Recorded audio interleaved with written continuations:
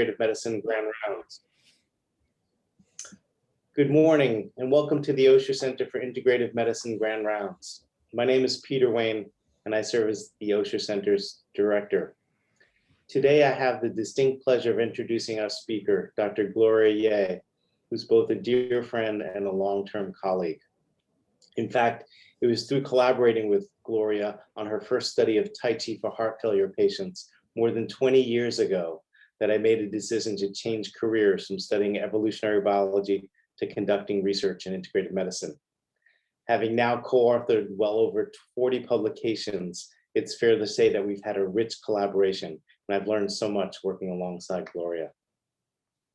So Dr. Ye is an associate professor of medicine at the Harvard Medical School and director of clinical research for our Osher Center. Her research program is administratively based in the Division of General Medicine and Primary Care at Beth Israel Deaconess Medical Center, where she also serves as the director of the Harvard Medical School Research Fellowship in Integrative Medicine, the longest standing NIH T32 program that supports integrative medicine research. Her primary research, which we're going to hear a lot about today, focuses on understanding the efficacy and mechanisms of mind-body exercise in complex chronic illness, with a special emphasis on cardiopulmonary disease. She's an internationally recognized leader in this field and has served as principal or co-investigator on numerous NIH-funded studies. Among many national and international leadership roles, Dr. Ye serves as a member of the NIH National Advisory Council for Complementary and Integrative Health, and she's also chaired multiple committees for the Academic Consortium for Integrative Medicine and Health. So we're really in for a great treat today. But before doing that, just a quick housekeeping comment. For those of you who wish to receive CME credits, there'll be posts in the chat box to encourage you to email Dan Litranek. His email will be there, and just to provide him with your name, your degree, and your organization. Also, as you listen to Dr. Ye's talk, please post your questions using the Q&A feature. I'll be monitoring and curating them, and then we'll pose them to Gloria at the end of her talk. So without any further ado, please join me in virtually welcoming Dr. Gloria Ye. Thank you so much, Peter. Let me just get my slides up here.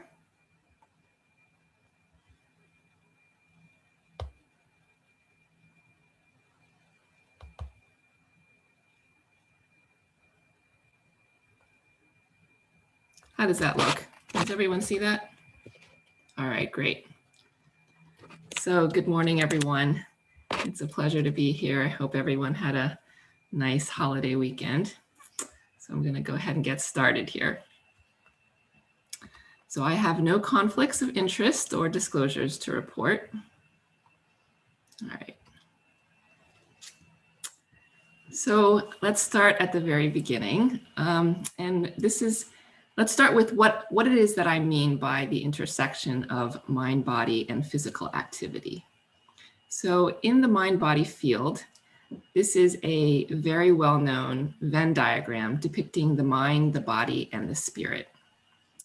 So this represents the integration of the mind-body connection. So mental, physical, emotional, and spiritual, and how those salient domains are present within mind-body therapies like meditation and mindfulness. But what happens when you overlay this core triad with physical movement? So this is what you have with mind-body movement therapies, or mindful movement, or sometimes called mind-body exercises, like Tai Chi or yoga or Qigong. I think it's slightly different than just seated meditation.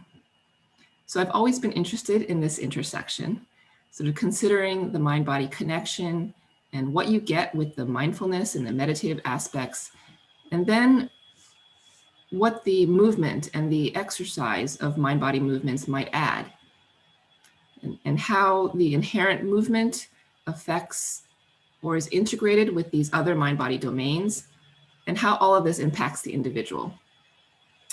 So in particular this morning, I'd like us to think about mind-body movement therapies as exercise themselves. and what makes them special or different from other exercises.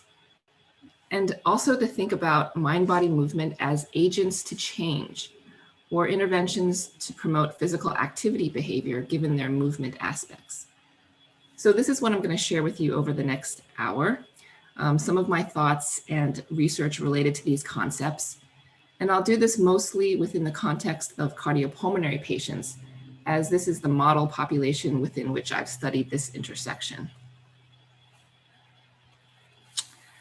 So as Peter was saying, I've been studying mind-body movement over the past 20 so years. And I started at a time when yoga was just becoming popular in this country. And perhaps in some circles, it was still seen as fairly hippie.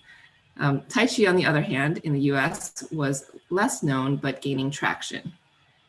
And I've really seen sort of over the years, this evolution of mind-body movement and the acceptance and the adoption of these practices in the country has really exploded. So just a brief word about the two most common mind-body movements. So yoga, as you might know, is a mind-body exercise originating in India. It's a physical, spiritual, and mental practice.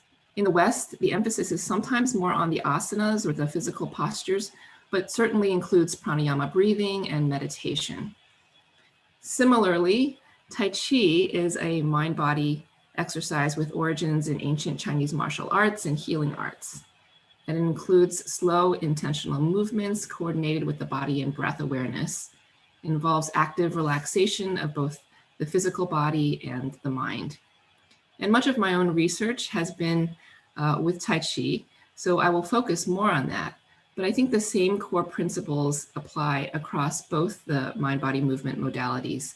So mind, body, and spirit incorporated into meditative movement. So at the crux, I think understanding this intersection involves answering this question. So what's the difference between meditative versus non-meditative exercise? So meditative mind-body movement therapies are an interesting group, right? They're sort of caught in the middle, I think, between conventional exercise and meditation. Mind-body movement is not conventionally considered in the exercise realm, and it's sometimes excluded from like meditation analyses or reviews. But I think it has its strength being in this middle, able to kind of bridge both sides and take advantage of both the mind-body aspects as well as the exercise. So some of my earlier studies were conducted in patients with chronic heart failure. So let me use this study to briefly illustrate my interest in pursuing this, what's the difference between meditation and meditative and non-meditative exercise question. So one of the very intriguing findings here really helped to fuel my interest in studying the mind-body physical activity intersection. So this was a small pilot we did in elder patients with chronic heart failure. They were randomized to 12 weeks of twice-weekly Tai Chi class versus low-impact aerobics class. And as part of the study, we were interested in what was happening physiologically from a cardiopulmonary standpoint in each of the exercise sessions. So at one of the classes, we hooked our patients up to our testing equipment, to the portable metabolic cart. We had belts for respiratory rate and heart rate monitoring and the snorkel mouthpiece for oxygen exchange. And we measured acute cardiorespiratory exercise physiology, including heart rate and respiratory rate and VO2, which is oxygen uptake, VE over VCO2, which is ventilatory efficiency, and the perceived exertion Borg scale. So looking at just the heart rate and the respiratory rate, it's actually quite a striking difference. So both heart rate and respiratory rate are much lower in the Tai Chi group compared with the low impact aerobic group, signifying lower aerobic intensity with Tai Chi. Similarly, when we looked at mean maximum heart rate during the exercise session, with Tai Chi here in blue, it was much less intense exercise. Yet when we looked longitudinally at 6-minute walk distance, which is a measure of exercise capacity, from baseline to 12 weeks, Both groups actually improved, but the Tai Chi group much more so. So this was really intriguing to us. So we thought, sort of, what's going on here, right? In some ways, this was flying in the face of conventional wisdom, in that more is better. So we would have expected the more aerobically intense exercise to have yielded more improvements in exercise capacity, but we didn't see that. So this suggested to us that there are components or mechanistic processes other than aerobic activity that play a role in Tai Chi's effects. So perhaps this is an obvious statement to those studying mind-body medicine, but seeing this data was exciting. So what is that something else, right? So beyond the physical exercise, there are, of course, meditative mind-body elements, the cultivation of mindfulness and breath and body awareness, right? So multimodal, multidimensional mind-body movement therapies integrate multiple mind-body elements with physical movement. And by this explicitly multimodal, multidimensional nature, it follows that mind-body movement therapies may impact multiple dimensions of health. So this is one NIH definition of mind-body interventions. And I think that mind-body movement is actually a really great illustration of this definition. So mind-body interventions focus on the interactions among the mind, the body, and behavior, and on the powerful ways in which emotional, mental, social, spiritual, and behavioral factors can directly affect health. So at the core of this concept is the fact that we are, as human beings, very complex, multidimensional beings, and that our paths to wellness may include an array of different processes. So for example, mind-body movement like Tai Chi and yoga may impact overall wellness by impacting psychological and emotional processes, sort of affecting how we feel, our emotions, our mood, and our stress levels. It can affect intellectual or neurocognitive processes, affecting our executive function, our cognitive abilities, things like memory, and our perceptions and motivations, things like self-efficacy, which is one's confidence to accomplish a certain task. Mind-body movement, of course, can impact biophysical processes. So the body's structure, the musculoskeletal system as we move, the cardiovascular and pulmonary systems, the neuroendocrine axis, and things like the autonomic nervous system, which controls our stress response, and so on. So another important and related concept that I think is very relevant with mind-body movement is the concept of embodiment. So there is growing interest in constructs like interoceptive awareness and bringing ourselves back to our own bodies from a relatively disembodied culture that we sort of live in, sort of on the internet, virtual reality, things like that. So because you're bringing mindfulness to movement with mind-body movement therapies, there's another layer of a mind-body interaction at play. So this embodied mindfulness, embodied awareness, embodied cognition is cultivated in a dynamic way and may be different from seated practices. So we know that how you think and feel affects how you might carry your body, and vice versa, right? Your body experience, your movement, your posture can affect your mind, your emotions, your cognition. So there's something about integrated mind-body movement where you're practicing mindfulness, self-awareness, and the mind-body connection through movement. And that explicitly taps into and cultivates this embodied awareness. So it's not such a simple concept, but I think a really rich one. And I thought it was important to mention it early on in our discussion today. Okay, so as I mentioned, much of my research has looked at Tai Chi as a mind-body movement therapy. So this slide is just to illustrate that there is an ever-growing scientific literature examining and supporting use of Tai Chi in various populations. And so these include healthy individuals for fall prevention and balance in cardiovascular populations and those at cardiovascular risk, rheumatological or pain conditions, and neurological conditions like Parkinson's and others. And the quality of the literature has really improved over time with the growth of the randomized control trials over the past decade.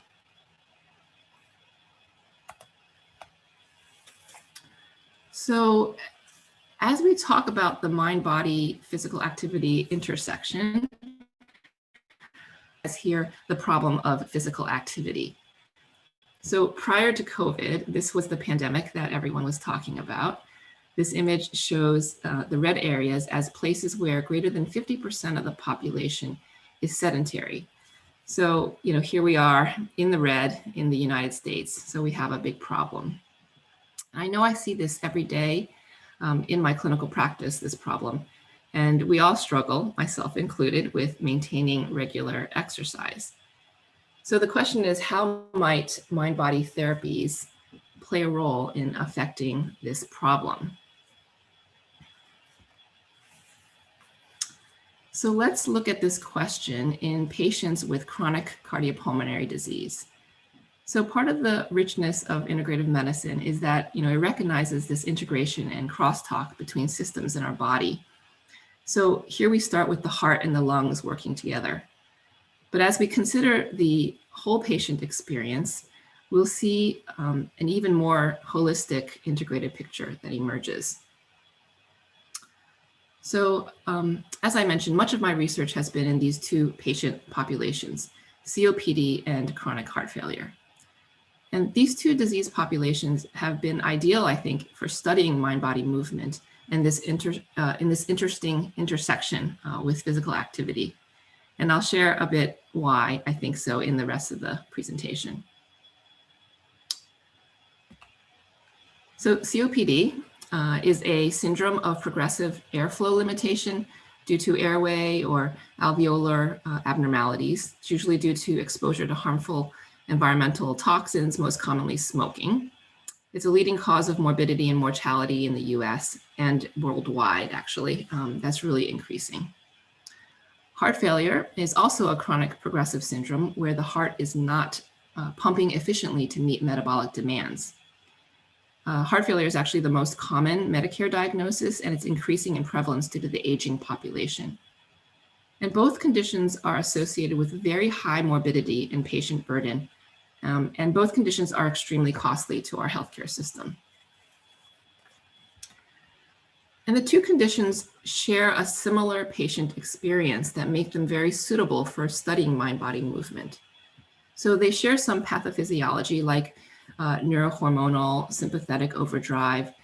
There's inflammation involved, there's myopathy. But most importantly, patients in both of these conditions suffer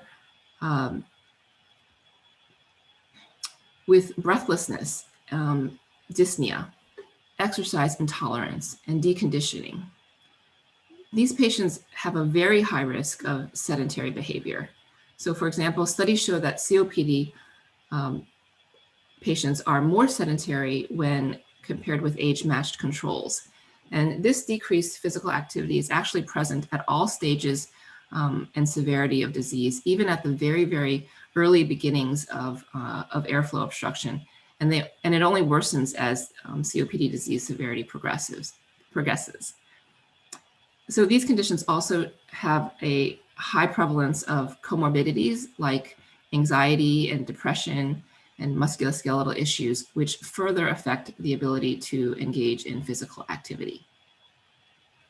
So given these similarities, the literature has started to talk about these chronic cardiopulmonary conditions together, and particularly with respect to the impact that behavioral therapies can have in managing these conditions. So here's a very well-described scenario in these cardiopulmonary conditions. So it's called the spiral of disability due to progressive inactivity. So because of the disease process and some degree of cardiopulmonary impairment, the patient experiences dyspnea with moderate exertion. Again, that breathlessness with exertion. And that causes abstention from exercise, and then that leads to progressive symptoms with that inactivity, cardiopulmonary deconditioning, muscle wasting, fatigue. And then you get dyspnea that develops with only mild exertion, and then further inactivity and deconditioning.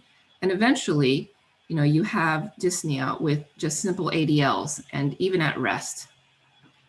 And so one might also imagine a similar figure depicting the mental and emotional and the social factors mixed in with the physical limitations that also follow a spiral with progressive impact on function and quality of life and increasing anxiety, depression, and social isolation. And unfortunately, this is what we see with COPD and heart failure. But we know that increased physical activity is greatly beneficial in COPD. So it's associated with better prognosis, physical and cognitive function, reduced hospital admissions, but most importantly, survival. So physical activity is the strongest predictor of all-cause mortality in COPD. And the 2020 guidelines for management of COPD recommend increased physical activity for all patients with COPD. But beyond the broad recommendations, how exactly to achieve that is still left unresolved. So there's room here to explore mind-body movement as an exercise option. So in recent years, mind-body therapies are being increasingly recognized as having a potential role in promoting healthy behaviors and as lifestyle strategies for disease management. So this is a position paper published in the Journal of the American College of Cardiology on lifestyle strategies to reduce heart failure risk. And this paper details a nice model, I think, which highlights how certain lifestyle factors, your patient's poor diet, low physical activity, emotional stress, affects these pathophysiological processes, so inflammation, oxidative stress, sympathetic activation, and that can lead to hypertension, diabetes, dyslipidemia, cardiac remodeling, and atherosclerosis, which predisposes to heart failure. And on the right here, we have the opportunities to intervene, including increasing physical activity and leisure activity, as well as mind-body training. So this document specifically calls out mind-body movement therapies like Tai Chi and yoga, and some evidence to support using mind-body movement as an exercise modality with impact on depression, quality of life, exercise tolerance, and even peak VO2 as a measure of cardiorespiratory fitness. All right, so here are the American Heart Association, American College of Sports Medicine, 4 categories of exercise. And the thought is that addressing each of these categories is important to overall health. So it's interesting to consider mind-body movement therapies like Tai Chi or yoga in this context. So as integrated whole body exercises, I think they may actually touch on each of these categories. So let's take neuromotor, for example. Certainly some of the best evidence for Tai Chi's effects are in the balance and falls literature. And from the martial arts origins of Tai Chi, there's actually an explicit agility training and neuromotor coordination involved in the sequenced moves.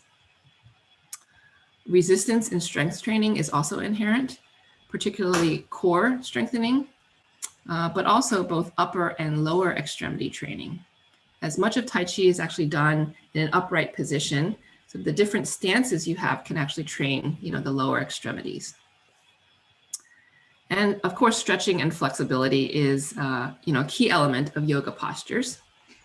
And then finally, we have aerobic exercise, which always seems to be one of the more contentious questions, right? So are mind-body movement therapies like Tai Chi and yoga actually aerobic exercise?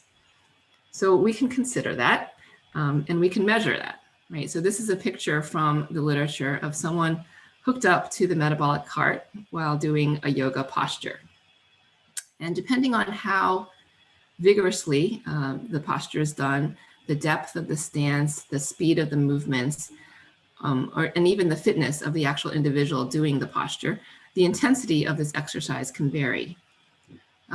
Studies measuring yoga intensity have generally reported for yoga to be in the low to moderate intensity range, with select sequences like the sun salutation poses to be the most vigorous.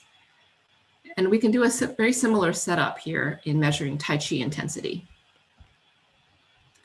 So aerobic intensity is measured in METs, which stands for metabolic equivalent tasks.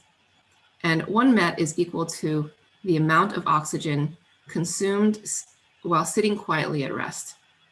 So studies have reported Tai Chi to be anywhere between 1.5 to 4.6 METs, which places it in sort of this low to moderate intensity range, much like yoga.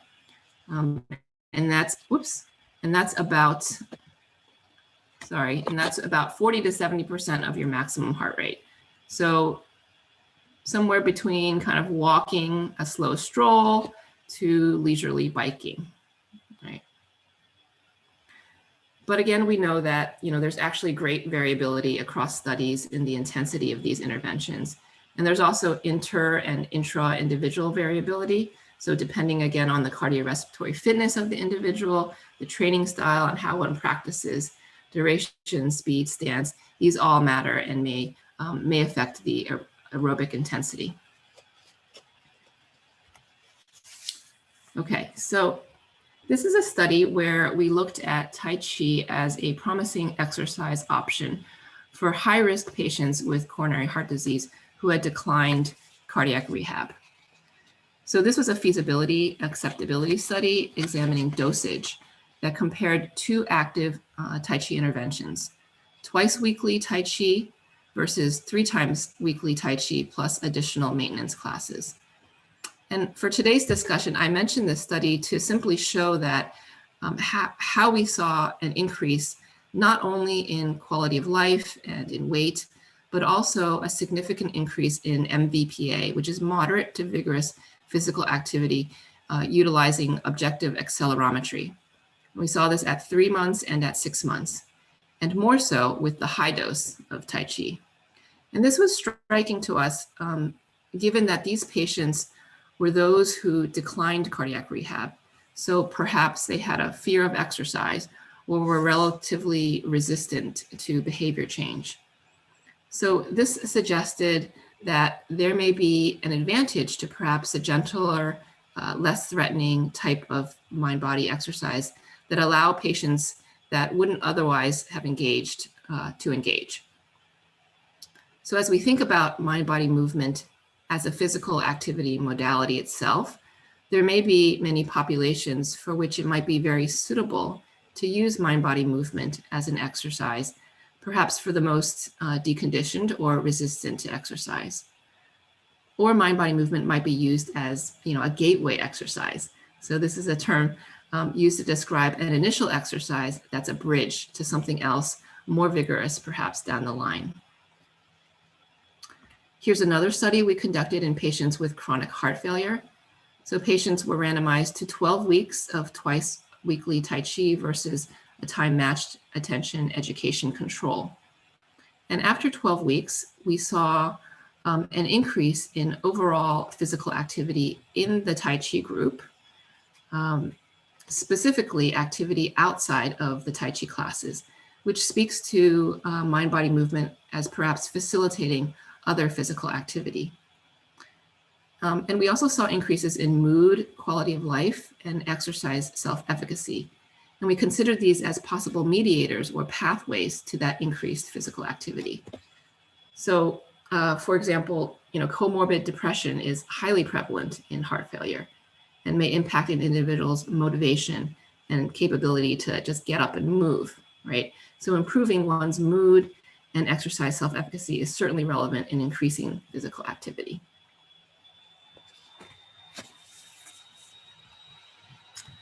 Okay, so a few additional words about self-efficacy as we think about how mind-body movement therapies might be relevant here. So self-efficacy refers to one's confidence towards accomplishing a particular task. And this is a theory put forth by Albert Bandura and based on social cognitive theory. So according to the theory, there are 4 facilitators of self-efficacy. The first is experience or an active attainment. So this is the concept of personal success giving confidence for future success. So they say success begets success, right? So mind-body movement may be that gateway exercise, gentler, less threatening, that allows patients to experience some success doing exercise over time, even if in small increments. And this contributes to the building of self-efficacy. And I think this might be particularly relevant to those starting at a lower functional capacity. 2 and 3 are modeling and social persuasion. So modeling is about seeing others succeed in a group setting where mind-body movements are often taught. And the patients say, okay, you know, if he or she can do it, then so can I, right? Sort of seeing others succeed. 3 is social persuasion, which is really about group social support. So again, in typical mind-body movement classes, participants are often part of this unique, shared, and sometimes transformative experience. And usually, like any group, any good group setting, it's in an environment that fosters connection and support and shared success. And the last facilitator is biofeedback of physiological signals. So bodily cues, which can be either positive or negative. So for example, bodily signals such as a fast heart rate or a fast breathing rate due to anxiety or fear can actually negatively impact self-efficacy for a particular task. And mind-body movement inherently teaches that mindfulness, that embodied awareness and acceptance and non-reactivity that may actually help to mitigate these autonomic or these automatic negative responses. So we looked more closely at exercise self-efficacy in a secondary analysis of data from the same Tai Chi heart failure study that I just described. So we previously found that self-efficacy significantly improved in the Tai Chi group compared to the education control over 12 weeks. We further found here that lower oxygen consumption, decreased mood, and higher catecholamine levels at baseline were significantly associated with those improvements in self-efficacy. So this suggested to us that Tai Chi might be particularly helpful in increasing self-efficacy in patients with heart failure who are worse off. So those more deconditioned or with more sympathetic overdrive, with lower functional status and mood at baseline. And we see a similar overall story of mind-body movement being helpful in patients with COPD. So this is a systematic review and meta-analysis of mindful movement by a group in China that reported improvements in 6-minute walk, again, a measure of exercise capacity, in quality of life, and dyspnea and fatigue, and even FEV1, which is a pulmonary function test measure of airflow obstruction. Here's one of the few studies that are published in the English language of Tai Chi in COPD. And this is work by a group from the UK collaborating with China. This was actually conducted in China. And it got some press and interest. It was published in Chest. And this study examined Tai Chi versus pulmonary rehab in 120 treatment-naive patients with COPD. This was actually an equivalence study. So it was designed to see if Tai Chi was just as good as pulmonary rehab. And the investigators did report equivalence between the two groups with respect to quality of life here, which with the lower score being better, with decreasing dyspnea, increasing quad strength, and increasing 6-minute walk, suggesting that Tai Chi is not just a viable option, but a pretty effective exercise option in COPD.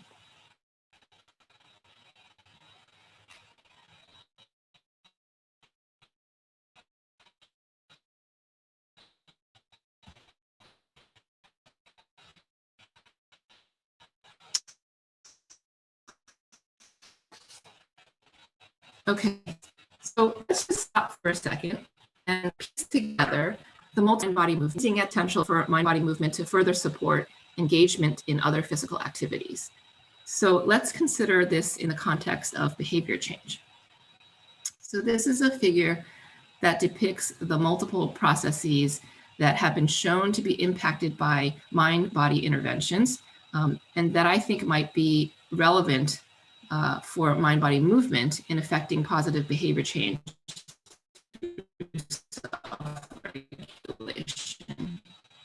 I want to illustrate are first the three major domains at play. So neurocognitive domain, which includes attention, awareness, executive function, motivation, self-efficacy, psycho-emotional domain, emotion regulation, affect, things like that, and biophysical.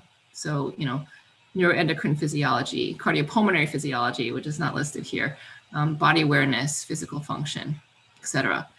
And the second main thing is that, there's a lot of interaction here. So processes in any one domain can influence processes in the other.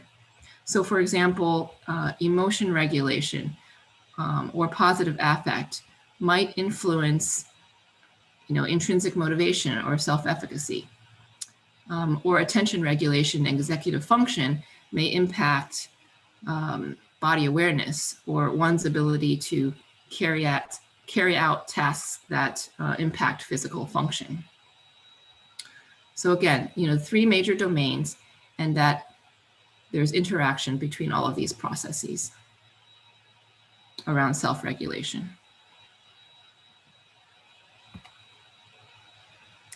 Okay, so this is a review of mindfulness studies with physical activity outcomes. And this review looked mostly at mindfulness interventions without a movement component, although there were a couple studies of mind-body exercises like yoga. Interestingly, for the most part, this review excluded any mind-body exercise studies unless they controlled for physical activity. And they found clear correlations between successful physical activity behavior change and many of the psychological self-regulatory factors that we just discussed.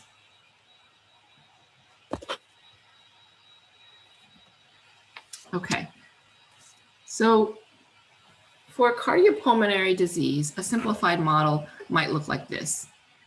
So we have the mind-body movement, like Tai Chi or yoga, and the three key elements. So we have the movement and the physical exercise piece. We have meditation and mindful awareness, and we have the attention to the breath. And each of these elements alone might impact one or more of these biophysical, biophysiological, or cognitive and emotional processes. And together, these elements may even act synergistically to affect those processes to ultimately impact things like the cycle of anxiety and breathlessness, which I'll describe a little bit more later, affect comorbid anxiety and depression, and affect physical activity behavior.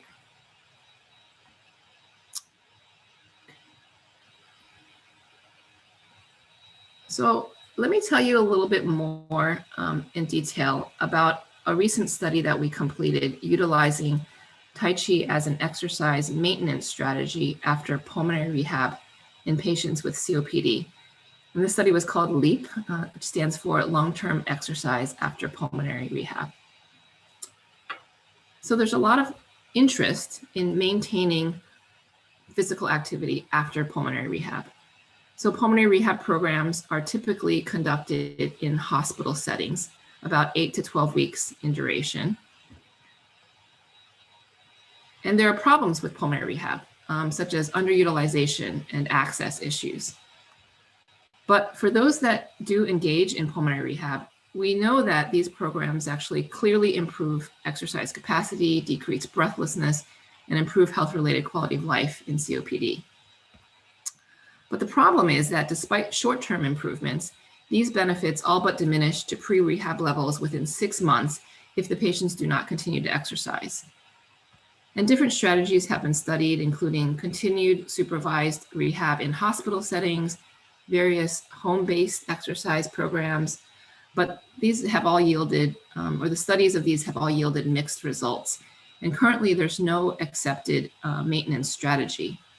So we studied Tai Chi as a potential strategy in COPD. So in the LEAP study, we recruited patients from pulmonary rehab programs across multiple Boston area institutions. So this includes the BIDMC, the VA, Boston Medical Center, South Shore Hospital, Mount Auburn Hospital, Newton Wellesley, and Faulkner. And after baseline testing, we randomized 91 patients in a 2:1 ratio to Tai Chi, usual care, and group walking. The intervention was 6 months long, and we had a 6-month testing visit, including a post-intervention qualitative exit interview. And we also had a 12-month follow-up phone call. And the main comparison, again, what here was Tai Chi versus usual care, but we also had this exploratory arm of group walking. And those in Tai Chi attended classes twice weekly for 3 months, and then weekly for another 3 months. Those in group walking, the group walking was time and attention matched with similar class duration and frequency. And usual care received standard post-rehab instructions to continue exercising on their own at home. And our primary outcome was exercise capacity as measured by the 6-minute walk test. And we always call the 6-minute walk test the poor man's stress test because all it requires is a long corridor and a stopwatch. So we saw a small between group effect size in change in 6-minute walk distance, favoring an increase in Tai Chi compared to usual care at 24 weeks, although the Wilcoxon test was not significant.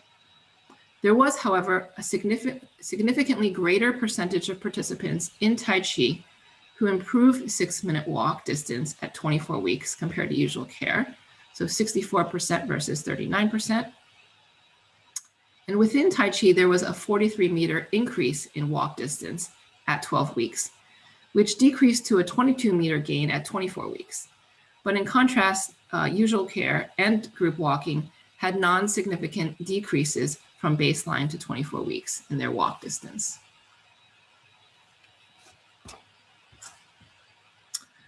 We also collected weekly physical activity logs asking about activities outside of class or home practice, and we calculated the total minutes per week. And overall, we did not see actually differences between Tai Chi and usual care with respect to total self-reported minutes of physical activity, but we had some really interesting observations when we looked at individual exercise categories. So the usual care group engaged in more walking and strength training and cardiovascular exercise, perhaps mirroring what they learned in pulmonary rehab. Whereas the Tai Chi group performed more everyday activities like housework and even some sports. So mowing the lawn, raking leaves, shoveling snow, sweeping, vacuuming, cleaning, and even some golf and tennis, right? So these observations with Tai Chi support what has become a new big push within the cardiopulmonary field, and that is extending the cardiac pulmonary rehab model to promote patients being active in their everyday lives, as opposed to just when they come to the hospital for their rehab sessions, which I mentioned has its limitations. So, the more we can get patients to adopt active everyday lifestyles, the better. And that includes, housework and gardening and yard work, walking to the grocery store, walking in the grocery store, and other types of leisure activities. All right, so some additional data on the secondary outcomes of this study that speak to the neurocognitive and social psycho-emotional processes that we talked about.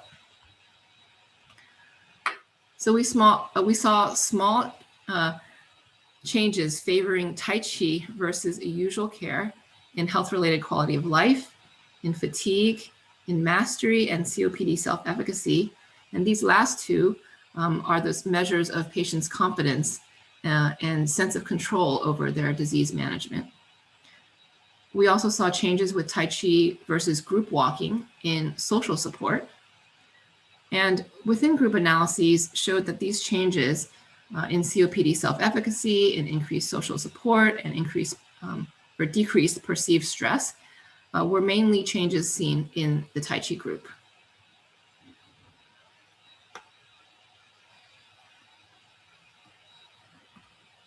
Okay. So now I want to say a few words about our qualitative analyses. So, in much of our research, we've utilized mixed methods, including qualitative analyses to really better capture the individual patient voices and experiences. And I think this is particularly valuable since this is relatively early work trying to gain insights into a new approach and how it may or may not be helpful. So this is hypothesis generating and helps to explain or add layers to our quantitative results. So when we analyzed our interview transcripts, we identified predominant themes across all three of the groups, Tai Chi, group walking, and usual care, of breathlessness and the associated fear and embarrassment that limited physical activity in these groups. And then when we asked about how the study impacted them, oh, sorry, let me just read some of these quotes here. So the theme of breathlessness and the associated fear and embarrassment that limited the physical activity. So the patient said, it's upsetting and embarrassing, right? When you're walking with friends, you're short of breath. I try to keep up and then I'd be gasping. I understand the people who give up and just stay home. Or the people I saw in the gym were so far advanced, I almost felt embarrassed going to the room with them. Or I'm afraid to do things that make me uncomfortable, like physical activity. If it's going to cause shortness of breath, I try not to do it.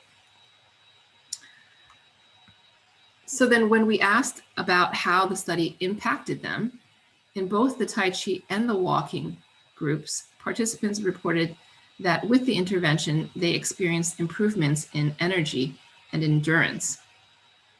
But those in the Tai Chi group additionally shared improvements that were not seen in the other groups, in breathing and mobility and capacity for daily activities that was really facilitated by body and breath awareness and emotional control and regulation of breathing. And they really showed this adaptive reframing of their breathlessness experience. So for example, they said, I'm more aware of my body, just being in touch with how I feel physically, and that ties in with my psychological condition. Or I noticed I had held my breath when I should be breathing. I realized you can pay more attention to your body, that it just isn't something you drag around with you. Your body is something to take care of and pay attention to. Or if I get into a situation that's stressful, I can employ some of my Tai Chi techniques to relax. It made it not as difficult to control. I have less stress around breathing and less fear. And it's given me another way, taking care of myself in a more responsible and safe manner. I'm not push, push, push, gasping, and then be in a panic mode. I'm not doing that panicky stuff. Tai Chi has changed that. So through this analysis, we developed a theoretical model by which this type of multimodal mind-body movement may impact patients with COPD.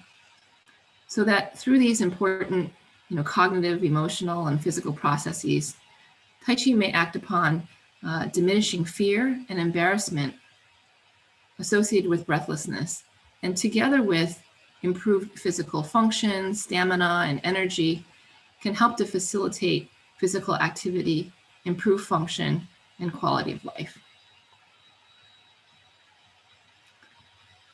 Okay. So some of the themes that came out in our qualitative analyses very nicely illustrate this anxiety breathlessness cycle that is described in cardiopulmonary patients. So this is where the emotional response of anxiety or panic or fear leads to a negative physiological or physical response that further feeds anxiety and maladaptive physical activity behavior. So we might consider how patients can use what's cultivated through mind-body movement to potentially break this cycle. So we've got emotion regulation or mindful body awareness that can counter, these automatic negative responses and catastrophizing, thus promoting, confidence and self-efficacy and self-control.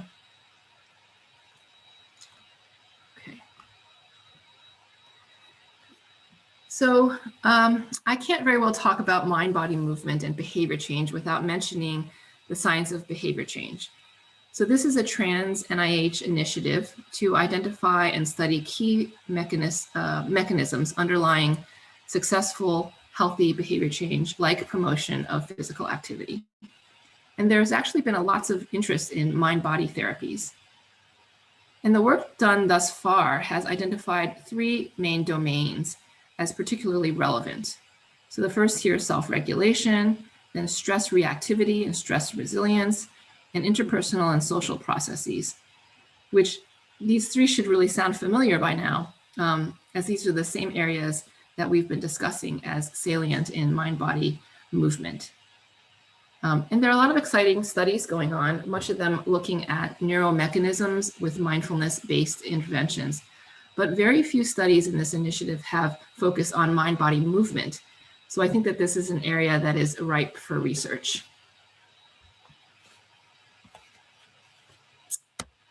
Okay, so I'm going to wrap up in the last few minutes to briefly summarize and mention a few other studies, some ongoing, that illustrate ways we have tried to study the mind-body physical activity intersection. So we've already talked about studies of mind-body exercise versus conventional exercise, like the first study of Tai Chi versus low-impact aerobics that I spoke about, that suggested maybe there's something else to mind-body movement other than aerobic activity that's important. And we talked about the LEAP study with some comparisons of Tai Chi versus usual care, but also comparison with group walking, and found that the Tai Chi group was doing more of those everyday activities. Right? Another way we're thinking about this mind-body physical activity intersection is to ask what's the difference between mindful versus non-mindful exercise, but in a very controlled experimental study. So this is the this is the mindful treadmill study, which is work led by Kristen Kramer in our division at BI, a recent graduate from our T32 fellowship. And here we're able to carefully control the intensity of the physical exercise, that is treadmill walking, and simply add instructions for mindful walking in one group. And we're doing this in patients with metabolic syndrome and looking at both acute, the pre-post treadmill session changes, and also more chronic longitudinal changes over 6 weeks. And we're interested in both the psychological indices such as distress tolerance, anxiety, and self-efficacy, and also the cardiopulmonary physiological indices like heart rate and blood pressure and ventilatory efficiency, as well as BMI and other cardiovascular risk factors. So in some of these previous studies, we've tried to dismantle or tease out certain components of mind-body movement. But in this study, instead of dismantling the components, we're taking the whole mind-body movement package and combining it with other behavioral physical activity interventions for an even more integrated multimodal intervention. So this is a study called Mindful Steps, which we've just completed and about to analyze our data.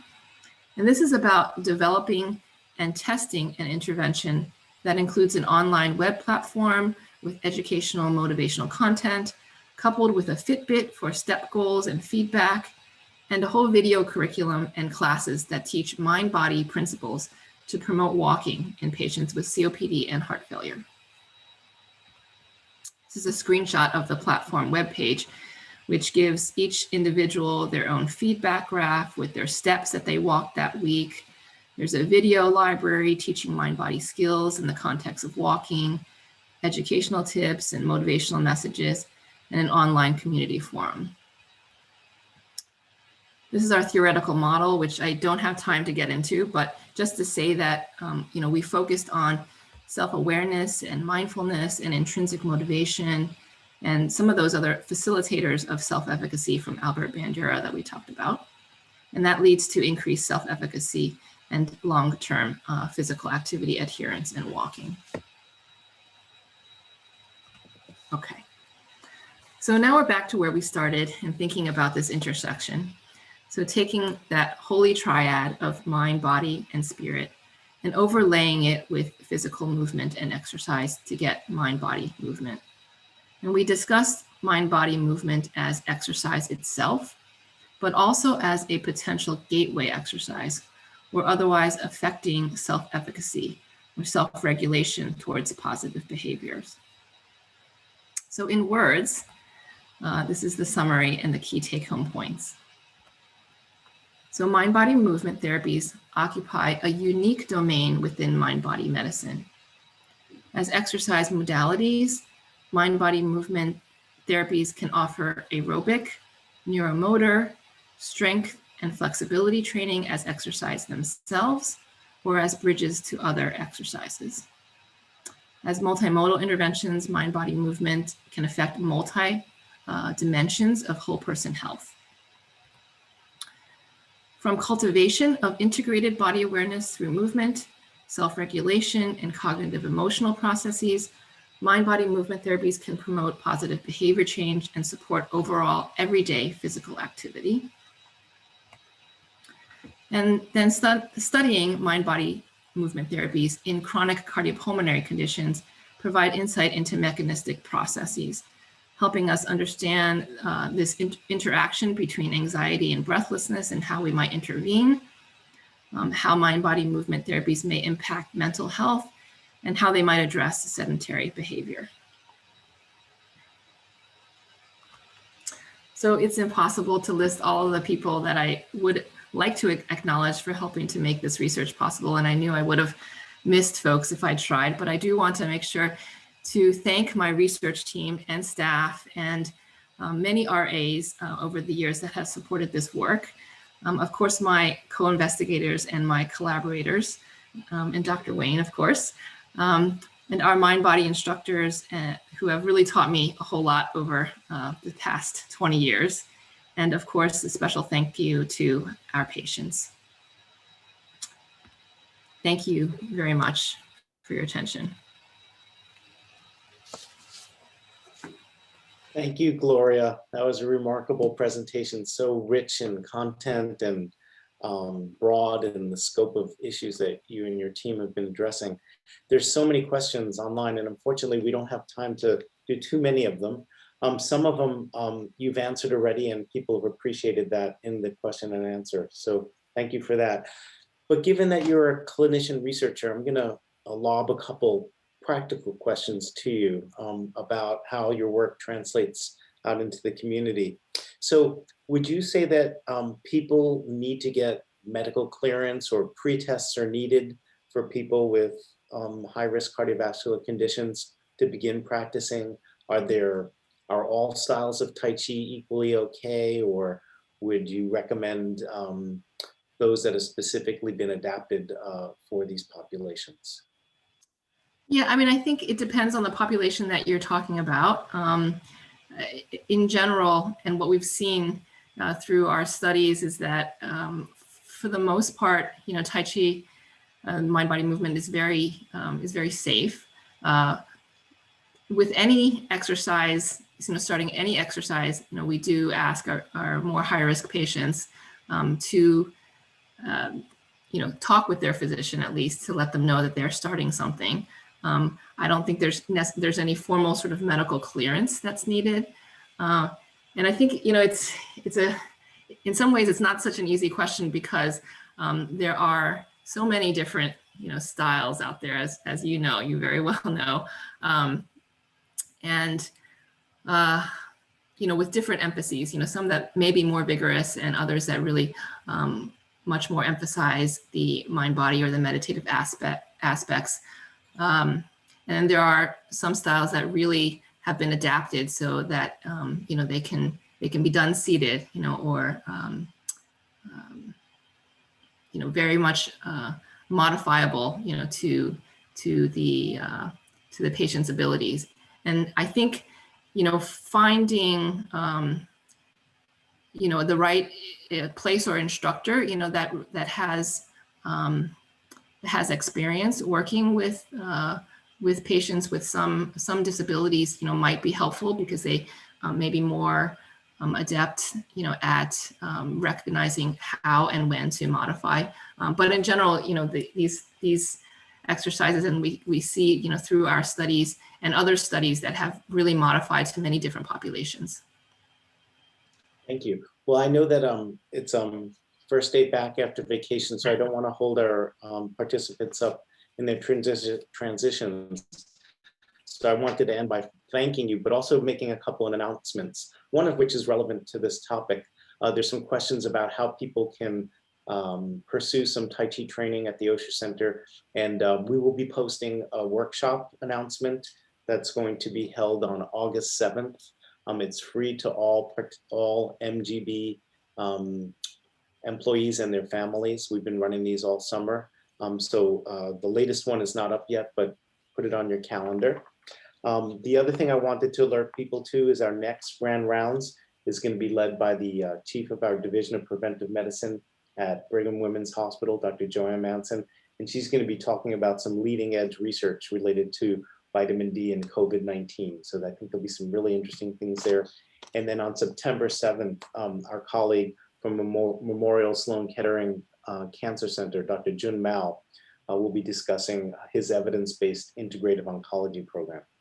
So I also want to encourage you, if you haven't looked at our website, oshercenter.org lately, please go there. All of these talks are archived. It's almost like a mini medical school. You can go and access all these prior lectures and podcasts and other interesting information, and put yourself on our email list to receive further information. So thank you all for being here this morning. Gloria, thank you for such a rich and comprehensive presentation, and we look forward to further engagement through the Osher Center and during the summer and beyond.